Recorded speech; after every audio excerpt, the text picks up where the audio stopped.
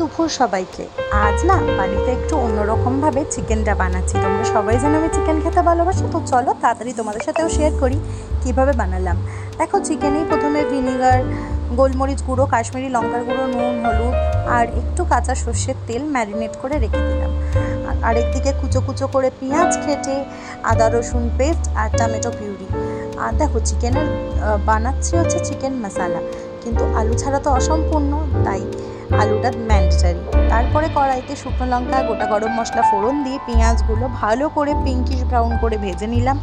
তারপরে অ্যাড করলাম আদা রসুনের পেস্ট, আর আদা রসুনের পেস্টটা দিয়ে ভালো করে সঙ্গে সঙ্গে কষাতে শুরু করলাম, দেখতেই পাচ্ছ। তারপরে অ্যাড করব জিরের গুঁড়ো, হলুদ গুঁড়ো আর লঙ্কা গুঁড়ো। ঝালটা তোমরা তোমাদের অ্যাকর্ডিং দিতে পারো। তারপরে ভালো করে মশলাটা কষিয়ে অ্যাড করে দেবো টমেটো পিউরিটা দিয়ে আরও কিছুক্ষণ ভালো করে কষিয়ে তেল ছাড়া অবধি ওয়েট করব। তারপরে অ্যাড করব কাসুরি মেথিটা দিলে না পুরো চিকেনের ফ্লেভারটাই চেঞ্জ হয়ে যায়। আজ বানাচ্ছি চিকেন মশলা।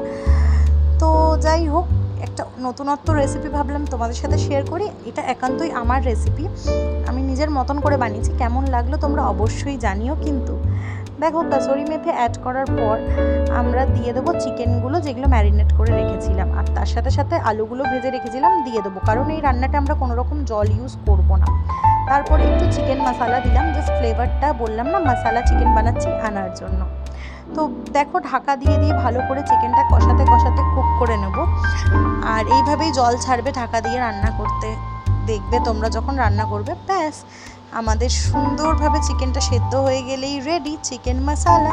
তো কেমন লাগলো অবশ্যই জানিও। টাটা।